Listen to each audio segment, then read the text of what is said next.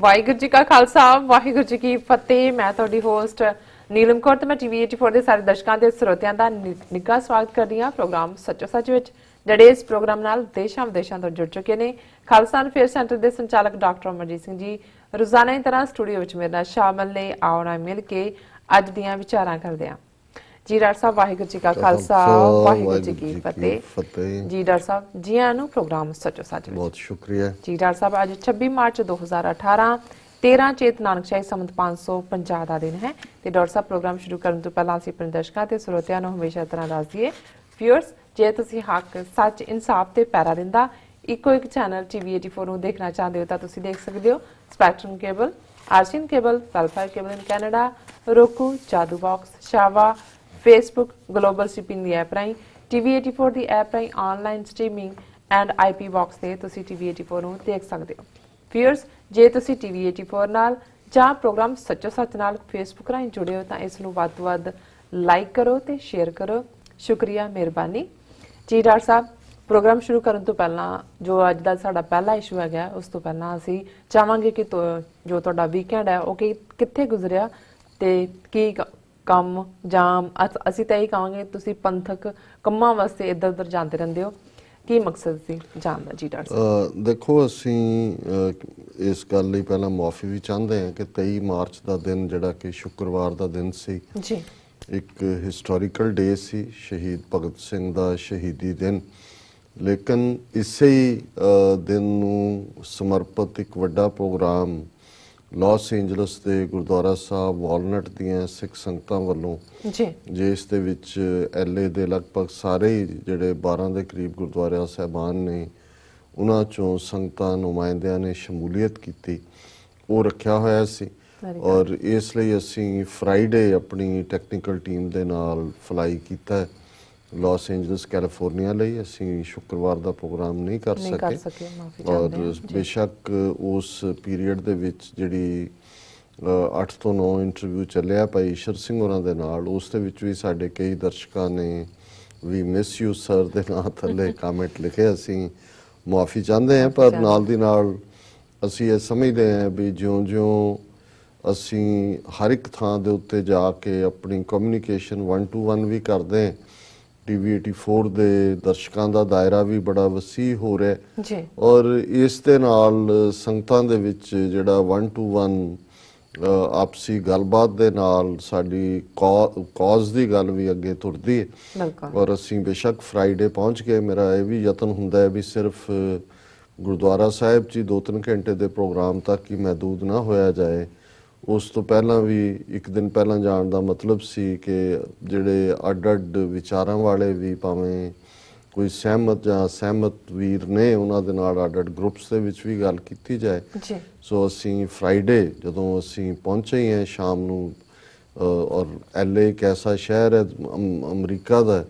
ਜਿੱਥੇ ਜੇ 20 ਮੀਲ ਵੀ ਤੁਸੀਂ ਸਫ਼ਰ ਕਰਨਾ ਤੇ ਕਈ ਵਾਰ ਉਸ ਦਾ ਮਤਲਬ 6 ਘੰਟੇ ਵੀ ਹੋ ਸਕਦਾ ਹੈ। ਸ਼ਾਇਦ ਮੋਸਟ ਕੰਜੈਸਟਡ ਹੈ ਜਦੋਂ ਇਹ ਟ੍ਰੈਫਿਕ ਦੇ ਲਿਹਾਜ਼ ਨਾਲ ਦੇਖਦੇ ਹਾਂ। ਸੋ ਉਹ ਸਾਨੂੰ ਹਰ ਵਾਰੀ ਵੈਸੇ ਤਜਰਬਾ ਹੁੰਦਾ, ਮੈਂ ਗਿਆ ਵੀ 10-12 ਸਾਲ ਬਾਅਦ। ਲੇਕਿਨ ਏਅਰਪੋਰਟ ਤੋਂ ਜਿਸ ਘਰ 'ਚ ਅਸੀਂ ਜਾਣਾ ਸੀ ਉੱਥੋਂ ਤੱਕ ਪਹੁੰਚਦਿਆਂ ਵੀ ਸਾਨੂੰ 2 ਘੰਟੇ ਦੇ ਲਗਭਗ ਸਮਾਂ ਲੱਗਾ। ਲੇਕਿਨ ਉਹ ਸ਼ਾਮ ਵੀ ਸਾਡੇ ਲਈ ਦਿਲਚਸਪੀ ਵਾਲੀ ਸੀ। ਸਾਡੇ ਬਹੁਤ ਸਾਰੇ ਵੀਰ ਖਾਸ ਤੌਰ 'ਤੇ ਜਿਨ੍ਹਾਂ ਦਾ ਸੰਬੰਧ ਅਖੰਡ ਕੀਰਤਨੀ ਜਥੇ ਨਾਲ, ਸੌਫਟਵੇਅਰ ਇੰਜੀਨੀਅਰਸ, ਔਰ ਜਿਨ੍ਹਾਂ ਦੇ ਬੱਚੇ ਵੀ ਜਿਹੜੇ ਇਹ ਸਿੱਖੀ ਦੇ ਪਾਸੇ ਲੱਗੇ ਨੇ, ਔਰ ਸਕੂਲਾਂ ਦੇ ਵੀ ਜਿਹੜੇ ਪ੍ਰੋਜੈਕਟ, ਕਿਸੇ ਨੇ ਬਾਬਾ ਬੰਦਾ ਸਿੰਘ ਬਹਾਦਰ ਨੂੰ ਚੁਣਿਆ ਆਪਣੇ ਜਿਹੜਾ ਪ੍ਰੋਜੈਕਟ ਦੇ ਲਈ, ਕਿਸੇ ਹੋਰ ਨੇ। ਸੋ ਇੱਕ ਲਵਲੀ ਡਿਸਕਸ਼ਨ ਸੈਸ਼ਨ ਸੀ। ਔਰ ਬੇਸ਼ੱਕ ਮੈਨੂੰ ਇਹ ਪਤਾ ਸੀ ਕਿ ਜਿਹਨੂੰ ਮਾਰਚ ਫਾਰ ਆਵਰ ਲਾਈਵਸ ਇਹ ਕਾਲ ਦਿੱਤੀ ਹੋਈ ਹੈ, ਜਦੋਂ ਤੋਂ ਫਲੋਰੀਡਾ ਦੇ ਵਿੱਚ ਵੀ ਲੇਟੈਸਟ 17 ਬੱਚੇ ਸਕੂਲ ਦੇ ਵਿੱਚ ਮਾਰੇ ਗਏ ਔਰ ਪਿਛਲੇ ਕੁਝ ਮਹੀਨਿਆਂ ਦੇ ਵਿੱਚ ਲਗਭਗ 17 ਇਨਸੀਡੈਂਟਸ ਗਨ ਵਾਇਲੈਂਸ ਦੀਆਂ ਹੋਈਆਂ ਨੇ। ਔਰ ਜਿਹੜੀਆਂ ਫਿਗਰ ਸਾਹਮਣੇ ਆਉਂਦੀਆਂ ਵੀ ਇੱਕ ਸਾਲ ਦੇ ਵਿੱਚ 42,000 ਦੇ ਲਗਭਗ ਅਮਰੀਕਨ ਗਨ ਵਾਇਲੈਂਸ ਦਾ ਸ਼ਿਕਾਰ ਹੁੰਦੇ ਨੇ। ਸੋ ਇਸ ਨੂੰ ਲੈ ਕੇ ਮਾਰਚ ਫਾਰ ਆਵਰ ਲਾਈਵਸ, ਜਿਹਦੀ ਲੀਡਰਸ਼ਿਪ ਇਸ ਵਾਰ ਜ਼ਿਆਦਾ ਯੰਗਸਟਰਸ ਔਰ ਵਿਮਨ ਦੇ ਕੋਲ ਸੀ, ਵਾਸ਼ਿੰਗਟਨ ਦੇ ਵਿੱਚ, ਨਿਊਯਾਰਕ 'ਚ ਵੀ, ਔਰ LA ਦਾ ਮੈਨੂੰ ਨਹੀਂ ਸੀ ਪਤਾ ਵੀ ਇਸ ਲੈਵਲ 'ਤੇ ਹੈ। ਹਾਲਾਂਕਿ ਉੱਥੇ ਡਾਊਨ ਟਾਊਨ 'ਚ ਉਹਨਾਂ ਨੇ ਰੱਖਿਆ ਹੋਇਆ ਸੀ, ਲੇਕਿਨ ਇੱਕ ਜਿਸ ਅਸੀਂ ਏਰੀਆ 'ਚ ਸੀ ਇਰਵਾਈਨ ਉਹ ਇੱਕ ਕਾਉਂਟੀ ਹੈ ਜੀ ਉਸ ਦੇ ਵਿੱਚ ਉਹਨਾਂ ਨੇ ਰੱਖਿਆ ਸੀ। ਸੋ ਸਾਡੇ ਹੋਸਟ ਨੇ ਜਿਹੜੇ ਭੈਣ ਜੀ ਡਾਕਟਰ ਨੇ ਉੱਥੇ, ਉਹਨਾਂ ਨੇ ਕਿਹਾ ਵੀ ਅਸੀਂ ਪਲਾਨ ਕਰ ਰਹੇ ਹਾਂ। ਸੋ ਅਸੀਂ ਵੀ ਇਹ ਚਾਹਿਆ ਕਿ ਵੀ ਉਸ ਦੇ ਵਿੱਚ ਅਸੀਂ ਪਾਰਟਿਸਿਪੇਟ ਵੀ ਕਰੀਏ ਜੀ ਔਰ ਉਹਨੂੰ ਅਸੀਂ ਆਪਣੇ TV 84 ਦੇ ਕੈਮਰਿਆਂ 'ਚ ਵੀ ਬੰਦ ਕਰੀਏ। ਸੋ ਸੈਚਰਡੇ ਸਾਡਾ ਫਿਰ ਆਲਮੋਸਟ ਦੁਪਹਿਰੇ 2-3 ਘੰਟੇ ਅਸੀਂ ਉਸ ਮਾਰਚ ਦੇ 'ਚ ਹਜ਼ਾਰਾਂ ਦੀ ਗਿਣਤੀ 'ਚ ਜਿਹੜਾ ਪ੍ਰੋਟੈਸਟਰਸ ਸਨ ਔਰ ਬੜੇ ਸਪਿਰਿਟਡ ਯੰਗਸਟਰਸ ਵਿਮਨ ਔਰ ਕੰਸਰਨਡ ਬੰਦੇ, ਜੀ ਔਰ ਉਹਦੇ 'ਚ ਅਸੀਂ ਬਹੁਤ ਸਾਰੀਆਂ ਸਾਊਂਡ ਬਾਈਟਸ ਵੀ ਲਈਆਂ। ਉਹ ਅੱਜ 9:30 ਤੋਂ 10 ਦੇ ਪ੍ਰੋਗਰਾਮ ਦੇ ਵਿੱਚ ਜਿਹੜਾ ਔਰ 10 ਤੋਂ ਵੱਧ ਵੀ ਸਕਦਾ 5-7-10 ਮਿੰਟ ਦਾ, ਕਿਉਂਕਿ ਅਸੀਂ ਅੱਜ ਹੀ ਵਾਪਸ ਆਏ ਹਾਂ। ਸੋ ਕੁਝ ਫਾਈਲਸ ਉੱਥੋਂ ਟਰਾਂਸਮਿਟ ਕੀਤੀਆਂ, ਜਿੰਨਾ ਕਿ ਸਾਡੀ ਅੱਜ ਦੂਸਰੀ ਜਿਹੜੀ ਟੈਕਨੀਕਲ ਟੀਮ ਹੈ ਉਹਨਾਂ ਨੇ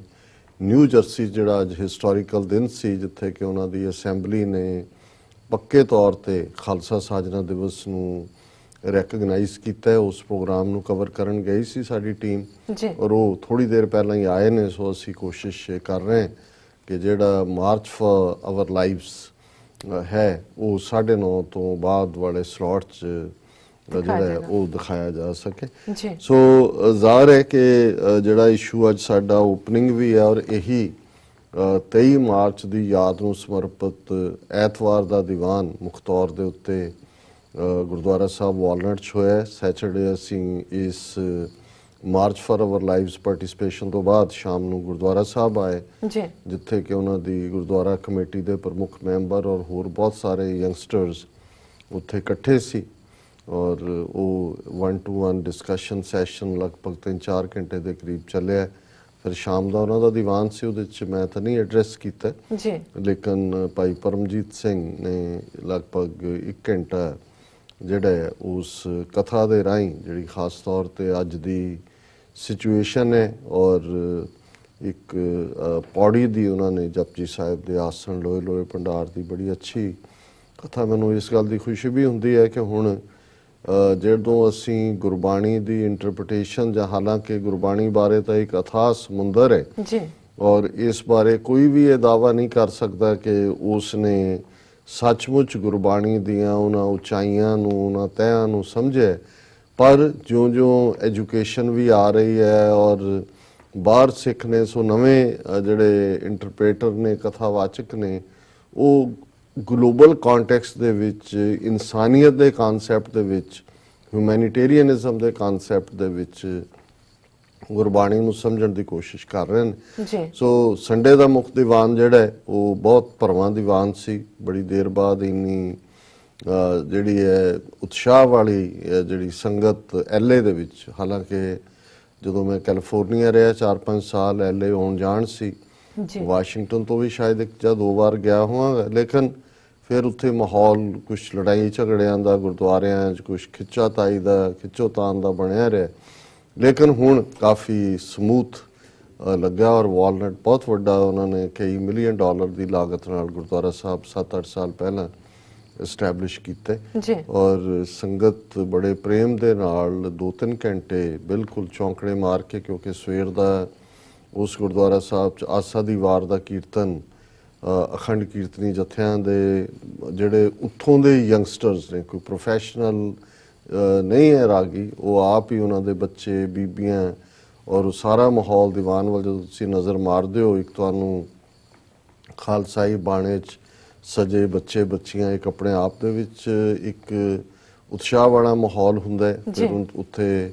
ਗੱਤਕੇ ਦੀਆਂ ਕਲਾਸਿਸ ਵੀ ਨਾਲ ਦੀ ਨਾਲ ਚੱਲ ਰਹੀਆਂ ਸੀ ਬਾਹਰ ਔਰ ਫਿਰ ਜਿਹੜਾ ਮੁੱਖ ਦੀਵਾਨ ਉਹਨਾਂ ਦਾ ਆਲਮੋਸਟ 12 ਵਜੇ ਤੋਂ ਲੈ ਕੇ 2:30 ਵਜੇ ਤੱਕ ਚੱਲਿਆ। 1 ਘੰਟੇ ਦੇ ਕਰੀਬ ਮੈਂ ਐਡਰੈਸ ਕੀਤਾ ਸੰਗਤ ਨੂੰ। ਉਹ ਜਿਹੜੀ ਸਾਰੀ ਰਿਕਾਰਡਿੰਗ ਹੈ ਉਹ ਵੀ TV 84 ਦੇ ਕੈਮਰਿਆਂ 'ਚ ਬੰਦ ਹੈ। ਉਹ ਮੋਸਟ ਲਾਈਕਲੀ ਅਸੀਂ ਇਸੇ ਹਫਤੇ 'ਚ ਹੀ ਜਿਹੜਾ ਬਾਈ ਫਰਾਈਡੇ ਕੋਸ਼ਿਸ਼ ਕਰਾਂਗੇ ਕਿ ਫਰਾਈਡੇ ਸ਼ਾਮ ਦੇ ਪ੍ਰੋਗਰਾਮ 'ਚ ਉਸ ਨੂੰ ਅਸੀਂ ਦਿਖਾ ਸਕੀਏ। ਸੋ ਕੁੱਲ ਮਿਲਾ ਕੇ, ਕਿਉਂਕਿ ਅੱਜ ਜਦੋਂ ਅਸੀਂ ਇਹ ਗੱਲਬਾਤ ਕਰ ਰਹੇ ਹਾਂ ਤੇ ਅਸੀਂ ਫਰਾਈਡੇ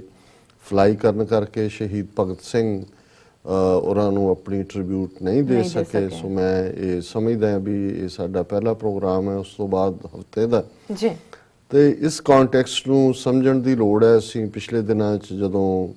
13 ਮਾਰਚ ਨੂੰ ਸ਼ਹੀਦ ਊਧਮ ਸਿੰਘ ਨੂੰ ਟ੍ਰਿਬਿਊਟ ਦਿੱਤੀ। ਤੇ ਉਦੋਂ ਵੀ ਅਸੀਂ ਜ਼ਿਕਰ ਕੀਤਾ ਸੀ ਕਿ ਊਧਮ ਸਿੰਘ,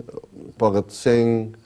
ਕਰਤਾਰ ਸਿੰਘ ਸਰਾਭਾ, ਜਦੋਂ ਅਸੀਂ ਇਹਨਾਂ ਤਿੰਨਾਂ ਹੀ ਯੋਧਿਆਂ ਦੀ ਗੱਲ ਕਰਦੇ ਹਾਂ ਤੇ ਅੱਜ ਵੀ ਭਾਵੇਂ ਇਹ 20ਵੀਂ ਸਦੀ ਦੇ ਵਾਕਿਆ ਨੇ, ਲੇਕਿਨ ਸਾਡੀ ਅੱਜ ਦੀ ਜਨਰੇਸ਼ਨ ਦੇ ਲਈ ਵੀ ਜਦੋਂ ਕਰਤਾਰ ਸਿੰਘ ਸਰਾਭਾ 19 ਸਾਲਾਂ ਦਾ ਫਾਂਸੀ ਤੇ ਚੜ੍ਹਦਾ ਔਰ 14 ਸਾਲ ਤੋਂ 19 ਸਾਲ ਤੱਕ ਇੰਨੇ ਵੱਡੇ ਕਾਰਨਾਮੇ ਉਹਨੇ ਕੀਤੇ ਕਿ ਉਸ ਦੇ ਉੱਤੇ ਅੱਜ ਰਿਸਰਚੇਸ ਔਰ PhDs ਔਰ ਦੂਸਰੀਆਂ ਹੋ ਰਹੀਆਂ ਨੇ, ਫਿਰ ਵੀ ਬਹੁਤ ਸਾਰੇ ਫੈਕਟ ਜਿਹੜੇ ਨੇ ਉਹ ਅਜੇ ਤੱਕ ਸਾਹਮਣੇ ਨਹੀਂ ਆਏ। ਫਿਰ ਅਸੀਂ ਸ਼ਹੀਦ ਊਧਮ ਸਿੰਘ ਜਿਨ੍ਹਾਂ ਨੇ 21 ਸਾਲ ਪਰ ਜਵਾਨੀ 'ਚ ਉਹਨਾਂ ਨੇ ਜਲਿਆਂਵਾਲਾ ਬਾਗ ਖੁਦ ਦੇਖਿਆ, ਜਿੱਥੇ ਉਹ ਪਾਣੀ ਦੀ ਛਬੀਲ ਲਾ ਕੇ ਬੈਠੇ ਸੀ ਕਿ ਯਤੀਮ ਬੱਚਾ ਸੈਂਟਰਲ ਖਾਲਸਾ ਯਤੀਮਖਾਨੇ ਤੋਂ ਆਇਆ, ਔਰ ਉਹਨੇ 21 ਸਾਲ ਕਿਵੇਂ ਫੋਲੋ ਕੀਤਾ ਮਾਈਕਲ ਔਡਵਾਇਰ ਨੂੰ, ਔਰ ਜਿਹੜਾ ਫਿਰ 13 ਮਾਰਚ 1940 ਨੂੰ ਜਿਹੜਾ ਉਹਨੂੰ ਸਜ਼ਾ ਯਾਫਤਾ ਕੀਤਾ ਇੰਗਲੈਂਡ 'ਚ। ਔਰ ਜਿਹੜਾ ਕਰਤਾਰ ਸਿੰਘ ਸਰਾਭੇ ਨੇ, ਜਿਵੇਂ ਬ੍ਰਿਟਿਸ਼ ਅਦਾਲਤਾਂ 'ਚ ਜਦੋਂ ਉਹਨਾਂ ਦੇ ਉੱਤੇ ਗਦਰ ਮੂਵਮੈਂਟ ਲਈ ਔਰ ਲਾਹੌਰ ਕੰਸਪੀਰੇਸੀ ਕੇਸ ਚੱਲਿਆ, ਜਿਵੇਂ ਉਹਨਾਂ ਨੇ ਅਦਾਲਤਾਂ ਨੂੰ ਨਕਾਰਿਆ, ਜਿਵੇਂ ਜਿਹੜੇ ਉਸ ਲਾਹੌਰ ਕੰਸਪੀਰੇਸੀ ਕੇਸ ਦੇ 18-19 ਦੇ ਕਰੀਬ ਜਿਨ੍ਹਾਂ ਨੂੰ ਮੌਤ ਦੀ ਸਜ਼ਾ ਦਿੱਤੀ ਗਈ ਸੀ, ਉਹਨਾਂ 'ਚ ਕੁਝ ਯੰਗ ਮੈਨ ਸਨ, ਕੁਝ ਮਿਡਲ ਏਜ ਸਨ, ਜਿਵੇਂ ਉਹਨਾਂ ਨੇ ਜੇਲ੍ਹ 'ਚ ਬੈਠ ਕੇ ਆਪਣੀ ਲਿਖੀ ਕਵਿਤਾ ਦੇ ਵਿੱਚ ਸਾਹਿਬਜ਼ਾਦਿਆਂ ਨੂੰ ਯਾਦ ਕਰਦੇ ਆ, ਗੁਰੂ ਕਲਗੀਧਰ ਪਾਤਸ਼ਾਹ ਦੀ ਕੁਰਬਾਨੀ ਨੂੰ ਯਾਦ ਕਰਦੇ ਆ, ਵੰਗਾਰ ਪਾਈ ਸੀ ਦੇਸ਼ ਵਾਸੀਆਂ ਨੂੰ, ਔਰ ਹੱਸ-ਹੱਸ ਕੇ ਫਾਂਸੀ ਦੇ ਤਖਤੇ ਤੇ ਚੜ੍ਹੇ। ਔਰ ਜਿਵੇਂ ਸਰਾਭੇ ਨੇ ਕੰਟੈਂਪਟ ਦੇ ਨਾਲ ਸਾਰੇ ਉਹਨਾਂ ਦੇ ਬ੍ਰਿਟਿਸ਼ ਸਿਸਟਮ ਨੂੰ ਜਿਹੜਾ ਉਹ ਰਿਜੈਕਟ ਕੀਤਾ ਸੀ ਕਿ ਵੀ ਅਸੀਂ ਤੁਹਾਡੇ ਸਿਸਟਮ ਨੂੰ ਨਹੀਂ ਮੰਨਦੇ। ਫਿਰ ਅਸੀਂ ਦੇਖਦੇ ਹਾਂ ਸ਼ਹੀਦ ਭਗਤ ਸਿੰਘ, ਜਿਹੜੇ 23 ਸਾਲ ਦੀ ਉਮਰ 'ਚ ਰਾਜਗੁਰੂ ਤੇ ਸੁਖਦੇਵ ਦੇ ਨਾਲ ਲਾਹੌਰ ਦੇ ਵਿੱਚ 23 ਮਾਰਚ 1931 ਨੂੰ ਫਾਂਸੀ ਦੇ ਤਖਤੇ ਤੇ ਝੂਲਦੇ ਨੇ। ਔਰ ਇਹ ਵੀ ਬੱਚਾ ਜਿਹੜਾ ਕਿ ਆਲਮੋਸਟ ਹੁਣ ਤਾਂ ਉਹਨਾਂ ਦੇ ਬਚਪਨ ਦੀਆਂ ਯਾਦਾਂ 5 ਸਾਲ ਤੋਂ, ਕਿ ਜਦੋਂ ਪਿਤਾ ਨਾਲ ਉਹ ਕਮਿਊਨੀਕੇਟ ਕਰਦੇ ਨੇ ਕਿ ਜੀ ਉਹ ਖੇਤੀਬਾੜੀ ਖੇਤਾਂ 'ਚ ਨੇ, ਉਹ ਕਹਿੰਦੇ ਨੇ ਜੀ ਕੀ ਤੁਸੀਂ ਬੀਜ ਰਹੇ ਹੋ, ਉਹਨਾਂ ਨੇ ਕਿਹਾ ਜੀ ਇਹ ਕਣਕ ਹੈ ਔਰ ਕਣਕ ਉੱਗੇਗੀ, ਉਹ ਕਹਿੰਦੇ ਸੀ ਬੰਦੂਕਾਂ ਕਿਉਂ ਨਹੀਂ ਬੀਜਦੇ। ਸੋ ਜ਼ਾਹਿਰ ਹੈ ਵੀ ਇਸ ਪਰਿਵਾਰ ਦੀ ਜਿਹੜੀ ਰੈਵੋਲੂਸ਼ਨਰੀ ਟ੍ਰੈਡੀਸ਼ਨ, ਉਹਨਾਂ ਦੇ ਚਾਚਾ ਅਜੀਤ ਸਿੰਘ, ਪਿਤਾ ਕਿਸ਼ਨ ਸਿੰਘ, ਦਾਦਾ ਅਰਜਨ ਸਿੰਘ ਪਰਿਵਾਰਾਂ ਦੇ ਵਿੱਚ ਰਨ ਕਰਦੀ ਹੈ। ਔਰ ਫਿਰ ਇਸ ਬੱਚੇ ਨੇ ਜਦੋਂ ਤੱਕ ਉਹ ਪੂਰਾ ਰੈਵੋਲੂਸ਼ਨਰੀ ਮੋਡ ਦੇ ਵਿੱਚ ਆ ਕੇ ਸ਼ਹੀਦੀ ਦੇ ਰਸਤੇ ਤੇ ਤੁਰਦੇ, ਉਸ ਨੇ ਕਿਵੇਂ ਆਪਣੇ ਆਪ ਨੂੰ ਲਿਟਰੇਚਰ ਦੇ ਵਿੱਚ ਵੀ ਪੜ੍ਹਨ ਦਾ ਸ਼ੌਕ ਸੀ, ਬੁੱਧੀ ਬੜੀ ਤੀਖਣ ਸੀ, ਤੇਜ਼ ਤਰਾਰ ਦਿਮਾਗ ਸੀ। ਔਰ ਇਹ ਉਹੀ ਪੀਰੀਅਡ ਹੈ ਜਦੋਂ ਕਿ ਗੁਰਦੁਆਰਾ ਸੁਧਾਰ ਲਹਿਰ ਸਾਕਾ ਨਨਕਾਣਾ ਸਾਹਿਬ ਵਾਪਰਦਾ ਔਰ ਸਾਰੇ ਪਾਸੇ ਸਿੱਖਾਂ ਦੇ ਵਿੱਚ ਪ੍ਰੋਟੈਸਟ ਹੈ, ਕਾਲੀਆਂ ਦਸਤਾਰਾਂ ਸਜਾਣਾ, ਬੀਬੀਆਂ ਲਈ ਕਾਲੀਆਂ ਚੁੰਨੀਆਂ, ਤੇ ਭਗਤ ਸਿੰਘ ਵੀ ਕਾਲੀ ਦਸਤਾਰ ਸਜਾਉਂਦੇ। ਫਿਰ ਜੈਤੋ ਦਾ ਮੋਰਚਾ ਲੱਗਦਾ, ਜਿਹੜੇ ਜਥੇ ਜੈਤੋ ਨੂੰ ਜਾਂਦੇ ਸੀ ਉਦੋਂ ਵੀ ਇਹ ਰੁਝਾਨ ਸੀ ਕਿ ਪਿੰਡਾਂ ਦੇ ਵਿੱਚੋਂ ਦੀ ਗੁਜ਼ਰ ਕੇ ਤਾਂ ਕਿ ਇੱਕ ਜਾਗ ਵੀ ਲੱਗਦੀ ਜਾਏ।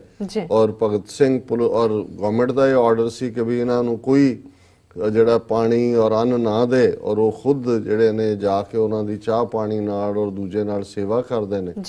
ਔਰ ਇਸ ਸਾਰੇ ਦੌਰ ਦੇ ਵਿੱਚ ਔਰ ਉਹਨਾਂ ਦਾ ਆਦਰ ਸ਼ਹੀਦ ਭਗਤ ਸਿੰਘ ਦਾ ਕਰਤਾਰ ਸਿੰਘ ਸਰਾਭਾ ਕਰਤਾਰ ਸਿੰਘ ਸਰਾਭਾ ਦੀ ਤਸਵੀਰ ਉਹਨਾਂ ਦੇ ਟੇਬਲ ਤੇ ਪਈ ਹੁੰਦੀ ਹੈ ਔਰ ਉਹਨਾਂ ਦੀਆਂ ਉਹ ਲਾਈਨਾਂ ਕਰਤਾਰ ਸਿੰਘ ਸਰਾਭੇ ਨੂੰ ਜਿਹੜੀਆਂ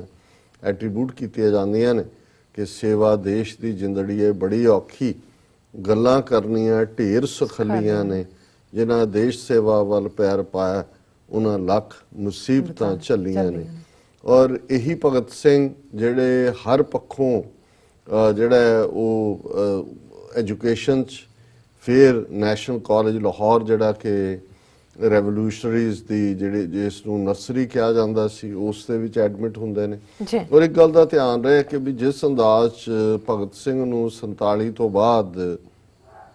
ਪੇਸ਼ ਕੀਤਾ ਗਿਆ, ਪਹਿਲਾਂ ਤਾਂ ਉਹ ਹਿੰਦੂਤਵੀ ਹੋਣ, ਉਹ ਲੈਫਟਿਸਟ ਕਾਮਰੇਡ ਹੋਣ, ਆਰੀਆ ਸਮਾਜੀ ਹੋਣ, ਉਹਨਾਂ ਨੇ ਭਗਤ ਸਿੰਘ ਦੀ ਹੈਟ ਵਾਲੀ ਫੋਟੋ ਜਿਹੜੀ ਹੈ ਉਹ ਚਾਰ ਚਫੇਰੇ ਪਪੂਲਰ ਕੀਤੀ। ਹਾਲਾਂਕਿ ਮੈਂ ਬਹੁਤ ਸਾਰੀ ਇਸ ਦੇ ਉੱਤੇ ਰਿਸਰਚ ਵੀ ਕੀਤੀ ਹੈ, ਸਿਰਫ 4 ਫੋਟੋਆਂ ਭਗਤ ਸਿੰਘ ਦੀਆਂ ਆਥੈਂਟਿਕ ਨੇ ਉਹਨਾਂ ਦੀ ਜ਼ਿੰਦਗੀ ਦੇ ਪੀਰੀਅਡ। ਇੱਕ ਉਹਨਾਂ ਦੀ 8-9 ਸਾਲ ਦੀ ਉਮਰ 'ਚ ਸੋਹਣੀ ਦਸਤਾਰ ਦੇ ਨਾਲ ਤਸਵੀਰ ਹੈ। ਇੱਕ ਜਦੋਂ ਕਿ ਉਹ ਨੈਸ਼ਨਲ ਕਾਲਜ ਦੇ ਵਿੱਚ ਪੜ੍ਹਦੇ ਨੇ, ਉਸ ਦੇ ਵਿੱਚ ਇੱਕ ਗਰੁੱਪ ਫੋਟੋ ਹੈ ਜਿਹਦੇ 'ਚ ਉਹ ਸੋਹਣੀ ਦਸਤਾਰ ਉਹਨਾਂ ਨੇ ਸਜਾਈ ਹੋਈ ਹੈ, ਔਰ ਉਸ ਗਰੁੱਪ ਫੋਟੋ 'ਚੋਂ ਹੀ ਇੱਕ ਫੋਟੋ ਉਹਨਾਂ ਦੀ ਕੱਢ ਕੇ ਬਹੁਤ ਵਾਰੀ ਪਪੂਲਰ ਵੀ ਹੋਈ ਹੈ। ਤੀਸਰੀ ਤਸਵੀਰ ਉਹਨਾਂ ਦੀ ਜਦੋਂ ਕਿ ਇੱਕ ਹੋਰ ਕੇਸ ਦੇ ਵਿੱਚ ਹਵਾਲਾਤ ਦੇ ਵਿੱਚ ਬੰਦ ਨੇ ਔਰ ਉਹ ਮੰਜੇ ਤੇ ਬੈਠੇ ਨੇ, ਕੇਸਾਂ ਦਾ ਜੂੜਾ ਹੈ ਸਿਰ ਤੇ ਔਰ ਪੈਰਾਂ 'ਚ ਬੇੜੀਆਂ ਨੇ, ਤੇ ਉਹ ਉੱਥੋਂ ਦਾ ਡਿਪਟੀ ਜੇਲਰ ਗੁਰਦਿਆਲ ਸਿੰਘ ਨੇ ਖਿੱਚੀ ਹੈ। ਉਹ ਤਸਵੀਰ ਸਿੱਖ ਹਲਕਿਆਂ 'ਚ ਪਪੂਲਰ ਰਹੀ ਔਰ ਪਹਿਲੀ ਵਾਰ ਮੈਂ ਬਚਪਨ ਦੇ ਵਿੱਚ ਜਦੋਂ ਸੈਂਟਰਲ ਸਿੱਖ ਮਿਊਜ਼ੀਅਮ, ਕੇਂਦਰੀ ਸਿੱਖ ਅਜਾਇਬ ਘਰ 'ਚ ਗਿਆ ਅੰਮ੍ਰਿਤਸਰ 'ਚ, ਤੇ ਉਹ ਤਸਵੀਰ ਜਿਹੜੀ ਹੈ ਜਿਹਦੇ 'ਚ ਕਿ ਉਹ ਜ਼ਮੀਨ ਦੇ ਜਿਹੜਾ ਮੰਜੀ ਦੇ ਉੱਤੇ ਬੈਠੇ ਨੇ ਔਰ ਪੈਰਾਂ 'ਚ ਬੇੜੀਆਂ ਔਰ ਸਿਰ ਨੰਗਾ ਜੂੜਾ ਸਿਰ ਦੇ ਉੱਤੇ, ਉਹ ਉਹਦੇ ਉੱਥੇ ਵੀ ਲੱਗੀ ਹੋਈ ਸੀ। ਔਰ ਚੌਥੀ ਤਸਵੀਰ ਉਹ ਹੈਟ ਵਾਲੀ ਹੈ ਜਦੋਂ ਕਿ ਉਹਨਾਂ ਨੇ ਪੇਸ ਬਦਲ ਕੇ ਸੈਂਡਰਸ ਕੇਸ ਦੇ ਵਿੱਚ, ਕਿਉਂਕਿ ਲਾਲਾ ਲਾਜਪਤ ਰਾਏ ਨਾਲ ਉਹਨੂੰ ਜੋੜਿਆ ਗਿਆ ਸੀ ਕਿ ਸਾਈਮਨ ਕਮਿਸ਼ਨ ਦੇ ਆਉਣ ਦੇ ਮੌਕੇ ਜਿਹੜਾ ਉਹ ਸਾਈਮਨ ਗੋ ਬੈਕ ਸੀ ਜੀ, ਉਸ ਨੂੰ ਲਾਠੀ ਲੱਗੀ, ਤੇ ਉਹ ਇੱਕ ਵੱਖਰੀ ਕਹਾਣੀ ਹੈ। ਲੇਕਿਨ ਉਹ ਉਹਨਾਂ ਨੇ ਸਿਰਫ ਉਹ ਅਖੀਰਲੇ ਜਿਹੜਾ ਉਹ ਆਪਣਾ ਐਸਕੇਪ ਕਰਨ ਦੇ ਲਈ ਹੈ। ਔਰ ਫਿਰ ਜਦੋਂ ਅਸੀਂ ਫਾਈਨਲੀ ਜੇ ਹਿਸਟਰੀ ਦੇ ਉਸ ਐਸਪੈਕਟ ਨੂੰ ਦੇਖੀਏ, ਫਿਰ ਭਾਈ ਸਾਹਿਬ ਭਾਈ ਰਣਧੀਰ ਸਿੰਘ ਜਿਹੜੇ ਬਹੁਤ ਵੱਡੇ ਰੈਵੋਲੂਸ਼ਨਰੀ ਵੀ ਨੇ, ਜਦੋਂ ਅਸੀਂ ਅਖੰਡ ਕੀਰਤਨੀ ਜਥਿਆਂ ਦੀ ਗੱਲ ਕਰਦੇ ਤੇ ਉਹ ਬਾਨੀ ਨੇ ਅਖੰਡ ਕੀਰਤਨੀ ਜਥਿਆਂ ਦੇ ਆਜ਼ਾਦੀ ਦੇ ਲਈ, ਕਿਉਂਕਿ ਉਹ ਇਹ ਗੱਲ ਮੰਨ ਕੇ ਤੁਰਦੇ ਸੀ ਕਿ ਗੁਲਾਮ ਦੇਸ਼ ਦੇ ਵਿੱਚ ਪੰਥ ਗੁਲਾਮ ਹੈ। ਬਿਲਕੁਲ। ਔਰ ਪਹਿਲੀ ਗੱਲ ਧਰਮ ਦੀ ਆਜ਼ਾਦੀ ਹੈ, ਔਰ ਜੇ ਧਰਮ ਦੀ ਆਜ਼ਾਦੀ ਮੁਕੰਮਲ ਉਦੋਂ ਹੀ ਹੋਏਗੀ ਜਦੋਂ ਕਿ ਪੋਲੀਟੀਕਲੀ ਕੋਈ ਤੁਹਾਡੇ ਉੱਤੇ ਜਿਹੜਾ ਹੈ ਉਹ ਰੂਲ ਨਾ ਕਰ ਰਿਹਾ ਹੋਏ, ਕੋਈ ਸਬਜੂਗੇਸ਼ਨ ਨਾ ਹੋਏ। ਸੋ ਉਹਨਾਂ ਦਾ ਜਿਹੜਾ ਭਾਈ ਸਾਹਿਬ ਭਾਈ ਰਣਧੀਰ ਸਿੰਘ ਹੋਰਾਂ ਦਾ ਜਜ਼ਬਾ ਧਰਮ ਪਿਆਰ ਦਾ ਸੀ, ਉਹ ਜਿਹੜੀ ਅੱਜ ਕੌਮੀਅਤ ਜਿਹਨੂੰ ਭਾਰਤ ਮਾਤਾ ਕੀ ਜੈ, ਜਾਂ ਉਸ ਜ਼ਮਾਨੇ 'ਚ ਈਵਨ ਭਗਤ ਸਿੰਘ ਵਰਗੇ ਵੀ ਜਿਹੜੇ ਉਸ ਭਾਰਤ ਮਾਤਾ ਜਿਹੜਾ ਜਿਹਦੀ ਜਿਓਗ੍ਰਾਫੀਕਲ ਵਜੂਦ ਨੂੰ ਅਧਿਆਤਮ ਨਾਲ ਜੋੜ ਕੇ ਆਨੰਦ ਮੱਠ ਜਿਹੜਾ 19ਵੀਂ ਸਦੀ ਦੇ ਅਖੀਰ 'ਚ ਚਟੋਪਾਧਿਆਏ ਨੇ ਲਿਖਿਆ ਔਰ ਉਹਦੇ 'ਚ ਉਹਨਾਂ ਨੇ ਭਾਰਤ ਮਾਤਾ ਨੂੰ ਦੁਰਗਾ ਮਾਤਾ ਬਣਾ ਕੇ ਜਿਹੜਾ ਉਹ ਉਸ ਦੇ ਲਈ ਉਹ ਬਿਲਕੁਲ ਨਹੀਂ ਸਨ। ਔਰ ਇਹੀ ਕਾਰਨ ਹੈ ਕਿ ਸਾਡਾ ਜਿਹੜਾ ਜਦੋਂ ਅਸੀਂ ਸਿੱਖੀ ਦੀ ਕੌਮ ਪ੍ਰਸਤੀ ਦੀ ਗੱਲ ਕਰਦੇ ਹਾਂ, ਸਾਡੇ ਲਈ ਰਾਈਟੀਅਸਨੈਸ ਦਾ ਰਸਤਾ, ਠੀਕ ਰਸਤਾ, ਧਾਰਮਿਕ ਆਜ਼ਾਦੀ, ਇਹ ਮੁੱਢਲੇ ਤੌਰ ਤੇ ਹੈ, ਨਾ ਕਿ ਕੋਈ ਮਿੱਟੀ ਦੀ ਆਜ਼ਾਦੀ। ਔਰ ਇਹੀ ਗੱਲ ਹੈ ਵੀ ਉਹਨਾਂ ਨੇ ਮਿੱਟੀ ਨੂੰ ਮਾਤਾ ਬਣਾ ਦਿੱਤਾ ਹੈ ਤੇ ਉਹਦੇ ਚੋਂ ਹੀ ਫਿਰ ਵੰਦੇ ਮਾਤਰਮ ਕੱਢਿਆ, ਹੇ ਮਾਤਾ ਮੈਂ ਤੈਨੂੰ ਵੰਦਨਾ ਕਰਦਾ। ਉਸੇ ਆਨੰਦ ਮੱਠ ਦੇ ਵਿੱਚ ਇਹ ਵੰਦੇ ਮਾਤਰਮ ਦੀ ਨਜ਼ਮ ਸੀ ਜਿਹੜੀ ਅੱਜ ਦੇ ਹਿੰਦੂਤਵੀ, ਉਹ ਸਿੱਖ ਹੋਣ, ਮੁਸਲਮਾਨ ਹੋਣ, ਈਸਾਈ ਹੋਣ, ਜਿਨ੍ਹਾਂ ਦਾ ਕੋਈ ਦੇਵੀ ਦੇਵਤਿਆਂ 'ਚ ਕੋਈ ਬਿਲੀਫ ਨਹੀਂ ਹੈ ਔਰ ਜਿਓਗ੍ਰਾਫੀਕਲ ਐਂਟੀਟੀ ਨੂੰ ਸਪਿਰਿਚੁਅਲ ਐਂਟੀਟੀ ਬਣਾਉਣ ਦਾ ਤਾਂ ਸਵਾਲ ਹੀ ਪੈਦਾ ਨਹੀਂ ਹੁੰਦਾ। ਸੋ ਭਾਈ ਸਾਹਿਬ ਭਾਈ ਰਣਧੀਰ ਸਿੰਘ ਉਹਨਾਂ ਨੇ ਇਨੀਸ਼ੀਏਟ ਕੀਤਾ, ਗਦਰ ਮੂਵਮੈਂਟ ਦੇ ਉਹ ਮੋਢੀਆਂ 'ਚੋਂ ਸੀ। ਮਾਲਵਾ ਖਾਲਸਾ ਸਕੂਲ ਲੁਧਿਆਣੇ 'ਚ ਜਿੱਥੇ ਕਰਤਾਰ ਸਿੰਘ ਸਰਾਭਾ ਪੜ੍ਹੇ, ਕਰਤਾਰ ਸਿੰਘ ਸਰਾਭਾ ਦੇ ਇੰਸਪੀਰੇਸ਼ਨ ਵੀ ਭਾਈ ਰਣਧੀਰ ਸਿੰਘ ਸਨ ਔਰ ਉਹਨਾਂ ਨੂੰ ਵੀ ਲਾਹੌਰ ਕੰਸਪੀਰੇਸੀ ਕੇਸ 'ਚ ਪਹਿਲਾਂ ਜਿਹੜੀ ਹੈ ਮੌਤ ਦੀ ਸਜ਼ਾ ਹੋਈ, ਫਿਰ ਉਹ ਉਮਰ ਕੈਦ 'ਚ ਬਦਲੀ ਗਈ ਔਰ ਉਹ ਲਗਭਗ 14 ਸਾਲ ਸਜ਼ਾ ਪੂਰੀ ਕਰਕੇ 1930-31 ਦੇ ਵਿੱਚ ਜਦੋਂ ਭਗਤ ਸਿੰਘ ਲਾਹੌਰ ਦੀ ਸੈਂਟਰਲ ਜੇਲ੍ਹ ਵਿੱਚ ਸਨ ਤੇ ਭਾਈ ਰਣਧੀਰ ਸਿੰਘ ਹੋਰਾਂ ਦੀ ਜੇਲ੍ਹ ਟਰਮ ਪੂਰੀ ਹੋ ਕੇ ਉਹ ਲਾਹੌਰ ਤੋਂ ਰਿਹਾ ਕੀਤੇ ਜਾਣੇ ਸਨ। ਇਸ ਲਈ ਉਹਨਾਂ ਨੂੰ ਬਾਹਰਲੀਆਂ ਜੇਲ੍ਹਾਂ ਤੋਂ ਲਿਆ ਕੇ, ਹਾਲਾਂ ਭਾਈ ਰਣਧੀਰ ਸਿੰਘ ਹਜ਼ਾਰੀ ਬਾਗ ਔਰ ਬਹੁਤ ਸਾਰੀਆਂ ਉਹਨਾਂ ਜੇਲ੍ਹਾਂ 'ਚ ਜਿੱਥੇ ਉਹਨਾਂ ਨੂੰ ਬਹੁਤ ਕਸ਼ਟ ਦਿੱਤੇ ਗਏ, ਉਹਨਾਂ ਦਾ ਇਹ ਨੇਮ ਸੀ ਕਿ ਉਹ ਆਪਣਾ ਪ੍ਰਸ਼ਾਦਾ ਆਪ ਸਜਾਉਂਦੇ ਸੀ ਔਰ ਉਹਦੇ ਲਈ ਕੱਚੀ ਰਸਤ, ਔਰ ਜਿੱਥੇ ਜੇਲ੍ਹ ਅਧਿਕਾਰੀਆਂ ਨੇ ਕਿਹਾ ਨਹੀਂ ਜੀ ਇੱਥੇ ਹੀ ਤੁਹਾਨੂੰ ਜੋ ਅਸੀਂ ਖਵਾਉਂਦੇ ਆ ਉਹ ਤੁਹਾਨੂੰ ਖਾਣਾ ਪਏਗਾ, ਸੋ ਉਹਨਾਂ ਨੇ ਜਿਹੜਾ ਆਪਣਾ ਪ੍ਰਸ਼ਾਦਾ ਪਾਣੀ ਦਾ ਉਹਨਾਂ ਦਾ ਨੇਮ ਸੀ, ਉਹਨਾਂ ਨੇ ਉਹਨੂੰ ਐਕਸੈਪਟ ਨਹੀਂ ਕੀਤਾ ਜੇਲ੍ਹ ਅਧਿਕਾਰੀਆਂ ਨੂੰ। ਫਿਰ ਉਹਦੇ ਥੱਲੇ ਉਹਨਾਂ ਦੀ ਫੋਰਸ ਫੀਡਿੰਗ ਜਾਂ ਦੂਜੇ ਕਰਨ ਦਾ ਵੀ ਕੀਤਾ ਗਿਆ ਔਰ ਮੈਨੂੰ ਯਾਦ ਹੈ ਕਿ ਉਹ ਜ਼ਮਾਨਾ ਸੀ ਜਦੋਂ ਕਿ ਭਾਈ ਰਣਧੀਰ ਸਿੰਘ ਜਿਹੜੇ ਕਿ ਬਿਲਕੁਲ ਆਪਣੀ ਭੁੱਖ ਹੜਤਾਲ ਤੇ ਕਈ ਦਿਨ ਜੇਲ੍ਹ ਦੇ ਵਿੱਚ ਆਪਣੇ ਉਸ ਨੇਮ ਦੀ ਪਾਲਣਾ ਦੇ ਲਈ ਖਲੋਂਦੇ ਸੀ। ਅਕਾਲ ਤਖਤ ਸਾਹਿਬ ਤੋਂ ਕਾਲ ਦਿੱਤੀ ਗਈ ਸੀ ਕਿ ਉਹਨਾਂ ਦੇ ਲਈ ਪੰਥ ਅਰਦਾਸ ਕਰੇ ਔਰ ਗਿਆਨੀ ਹੀਰਾ ਸਿੰਘ ਦਰਦ ਜਿਹੜੇ ਕਿ ਗਦਰ ਲਹਿਰ ਦੇ ਵੀ ਸ਼ਾਇਰ ਸਨ ਔਰ ਉਹਨਾਂ ਨੇ ਉਸ ਪੀਰੀਅਡ 'ਚ ਭਾਈ ਸਾਹਿਬ ਭਾਈ ਰਣਧੀਰ ਸਿੰਘ ਹੋਰਾਂ ਦੇ ਉੱਤੇ ਬੜੀ ਖੂਬਸੂਰਤ ਨਜ਼ਮ ਲਿਖੀ ਸੀ ਜਦੋਂ ਜੇਲ੍ਹ 'ਚੋਂ ਤੰਗ ਦਸਤੀਆਂ 'ਚੋਂ ਗੁਜ਼ਰ ਕੇ ਔਰ ਆਪਣਾ ਸਿੱਖੀ ਸਦਕ ਨਿਭਾ ਰਹੇ ਸੀ। ਮੈਨੂੰ ਨਜ਼ਮ ਤਾਂ ਯਾਦ ਨਹੀਂ ਹੈ, ਉਹਦੀ ਇੱਕ ਲਾਈਨ ਮੇਰੀ ਯਾਦ 'ਚ ਪਈ ਹੋਈ ਹੈ, ਜਿਹਦੇ 'ਚ ਉਹਨਾਂ ਨੇ ਕਿਹਾ ਸੀ ਕਿ ਚੱਲੀਏ ਹਜ਼ਾਰੀ ਬਾਗ ਵੀਰ ਰਣਧੀਰ ਪਾਸ, ਚੱਕੀਆਂ ਭਿਆਈਏ ਬਹਿ ਕੇ ਕੋਲ ਸੋਹਣੇ ਯਾਰ ਦੇ, ਕਿਉਂਕਿ ਚੱਕੀਆਂ ਪੀਣ ਦੀ ਸਜ਼ਾ ਔਰ ਇਹ ਸਾਰੀ ਜੇਲ੍ਹਾਂ 'ਚ ਉਸ ਵੇਲੇ ਦੀ ਬੜੀ ਮੁਸ਼ੱਕਤ ਸੀ। ਸੋ ਭਾਈ ਰਣਧੀਰ ਸਿੰਘ ਰਿਹਾਈ ਤੋਂ ਪਹਿਲਾਂ ਲਾਹੌਰ ਸੈਂਟਰਲ ਜੇਲ੍ਹ 'ਚ ਸਨ ਔਰ ਉਹਨਾਂ ਦਾ ਜੀਵਨ, ਉਹਨਾਂ ਦਾ ਕਾਰਨਾਮੇ ਜਿਹੜੇ ਵੀ ਯੰਗਰ ਰੈਵੋਲੂਸ਼ਨਰੀ ਸਨ ਉਹਨਾਂ ਨੂੰ ਵੀ ਪਤਾ ਸੀ। ਔਰ ਭਗਤ ਸਿੰਘ ਨੇ ਜਿਹੜਾ ਕਿ ਉਸ ਵੇਲੇ ਉਸ ਕੋਠੜੀ 'ਚ ਬੰਦ ਸੀ, ਮੌਤ ਦੀ ਸਜ਼ਾ ਜਿਹੜੀ ਆ ਉਹਨਾਂ ਨੂੰ ਹੋਈ ਸੀ, ਉਹਨਾਂ ਨੇ ਇੱਛਾ ਜ਼ਾਹਰ ਕੀਤੀ, ਜਿਹੜੇ ਜੇਲਰ ਸੀ, ਸ਼ਾਇਦ ਚੰਨਣ ਸਿੰਘ ਉਹਦਾ ਨਾਂ ਸੀ, ਉਹ ਹਮਦਰਦ ਸੀ ਕਿ ਮੇਰੀ ਇਹ ਚਾਹਨਾ ਹੈ ਕਿ ਜੇ ਮੈਂ ਭਾਈ ਰਣਧੀਰ ਸਿੰਘ ਹੋਰਾਂ ਦੇ ਦਰਸ਼ਨ ਕਰ ਸਕਾਂ ਵੀ ਉਹਨਾਂ ਦੀ ਇੱਥੋਂ ਹੀ ਰਿਹਾਈ ਹੋਣੀ ਹੈ, ਉਹ ਜੇਲ੍ਹ 'ਚ ਨੇ, ਉਹਨਾਂ ਦੇ ਨਾਲ ਮੇਰੀ ਮੁਲਾਕਾਤ। ਉਹਨਾਂ ਨੇ ਪਹਿਲਾਂ ਉਹਨਾਂ ਤੱਕ ਮੈਸੇਜ ਪਹੁੰਚਾਇਆ ਔਰ ਭਾਈ ਰਣਧੀਰ ਸਿੰਘ ਨੂੰ ਪਤਾ ਲੱਗ ਚੁੱਕਾ ਸੀ ਕਿ ਭਗਤ ਸਿੰਘ ਨੇ ਆਪਣੇ ਕੇਸ ਕਤਲ ਕਰਵਾਏ ਨੇ। ਉਹਨਾਂ ਨੇ ਨਾ ਕਰ ਦਿੱਤੀ, ਉਹਨਾਂ ਨੇ ਕਿਹਾ ਕਿ ਜੀ ਇਹ ਜਿਹੜਾ ਇਸ ਨਹੀਂ ਹੈ। ਲੇਕਿਨ ਫਿਰ ਉਹਨੇ ਦੁਬਾਰਾ ਉਹਨਾਂ ਨੂੰ ਕਿਹਾ ਕਿ ਜੀ ਮੈਂ ਬੱਚਾ ਹਾਂ, ਜੇ ਮੇਰੇ ਤੋਂ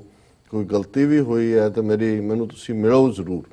ਸੋ ਉਹ ਜਿਹੜੀ ਸਾਰੀ ਵਾਰਤਾ ਹੈ ਜਿਹੜੀ ਕਿ ਭਗਤ ਸਿੰਘ ਔਰ ਭਾਈ ਸਾਹਿਬ ਭਾਈ ਰਣਧੀਰ ਸਿੰਘ ਦੀ ਉਹਨਾਂ ਦੀ ਪੁਸਤਕ ਜੇਲ੍ਹ ਚਿੱਠੀਆਂ 'ਚ ਦਰਜ ਹੈ ਕਿ ਜਦੋਂ ਭਗਤ ਸਿੰਘ ਨੇ ਈਵਨ ਆਪਣੇ ਨਾਸਤਕ ਹੋਣ ਦੀ ਗੱਲ ਕੀਤੀ, ਉਹਨੇ ਕਿਹਾ ਵੀ ਮੇਰਾ ਰੱਬ 'ਚ ਵਿਸ਼ਵਾਸ ਨਹੀਂ ਹੈ। ਔਰ ਕਿਉਂਕਿ ਉਹ ਪੀਰੀਅਡ ਸੀ 1917 ਦੇ ਵਿੱਚ ਲੈਨਿਨ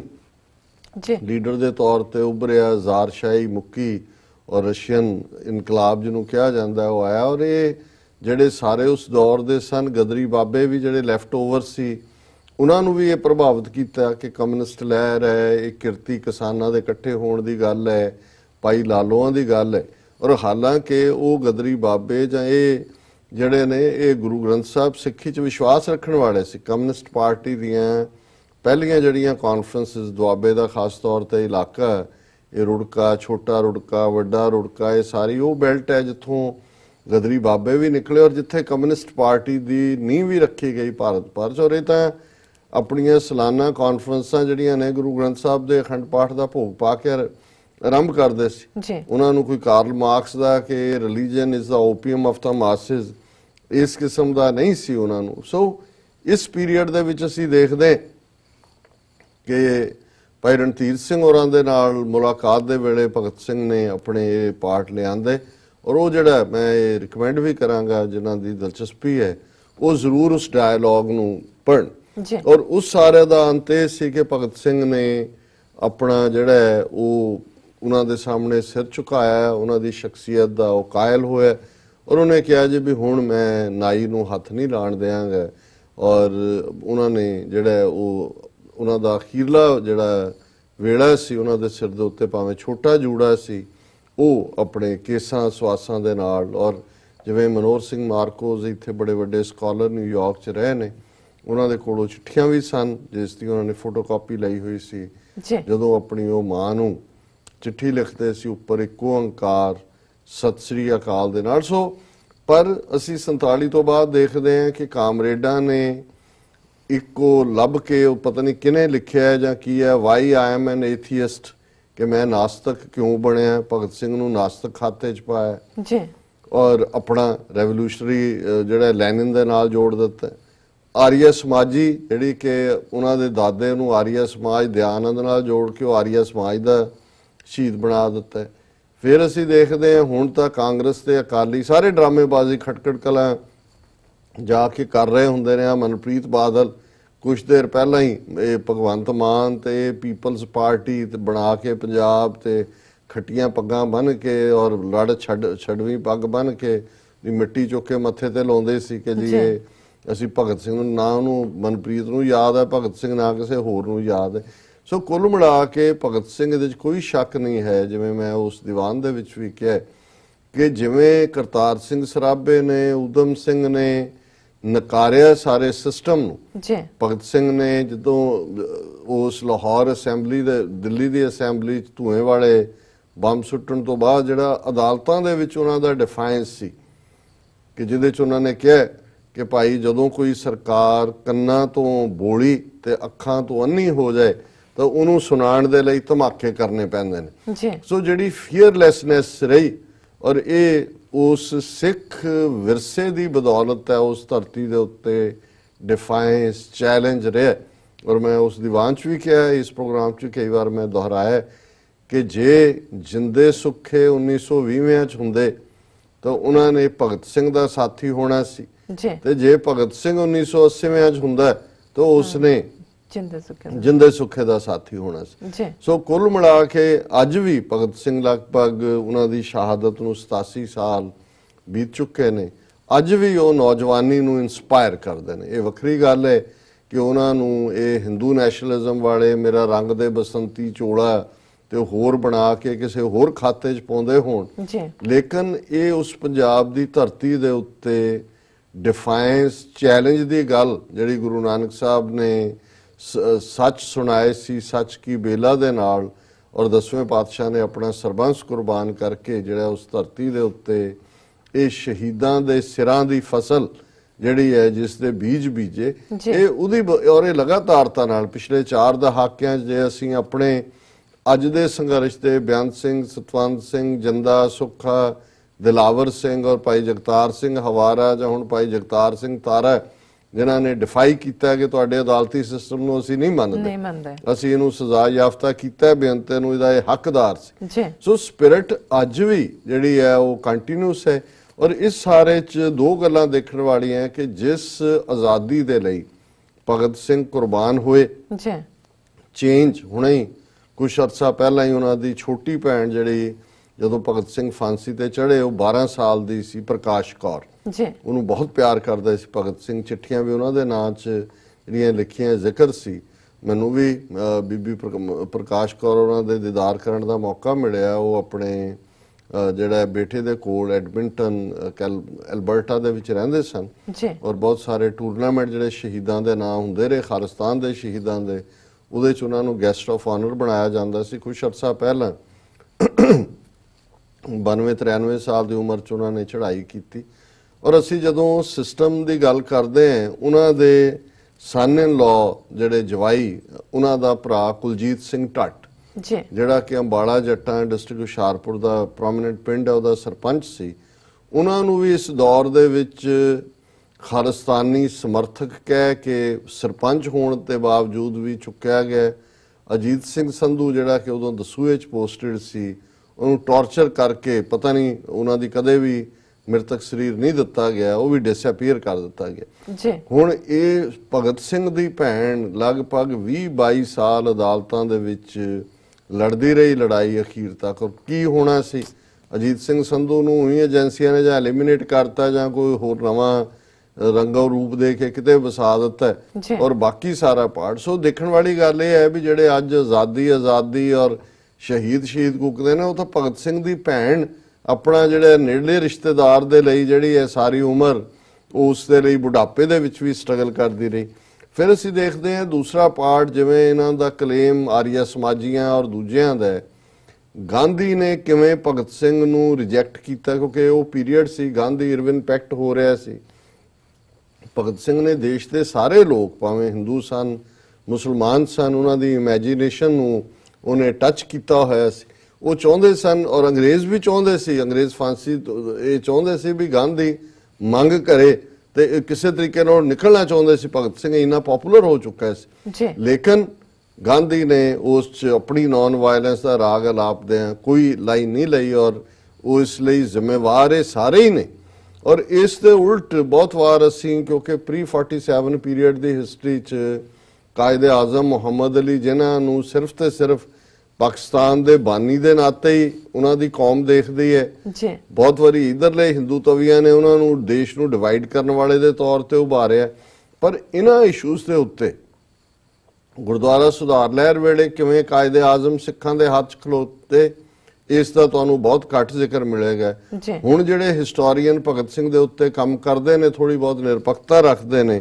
ਉਹ ਇਸ ਗੱਲ ਨੂੰ ਜਿਹੜਾ ਉਹ ਉਹਨਾਂ ਨੇ ਉਹ ਸਪੀਚਸ ਵੀ ਕੱਢੀਆਂ ਕਿ ਜਦੋਂ ਨੈਸ਼ਨਲ ਭਗਤ ਸਿੰਘ ਨੇ ਜੇਲ੍ਹ 'ਚ ਹੁੰਦਿਆਂ ਜਿਹੜੀ ਹੈ ਆਪਣਾ ਵਰਤ ਰੱਖਿਆ ਤੇ ਕਿਵੇਂ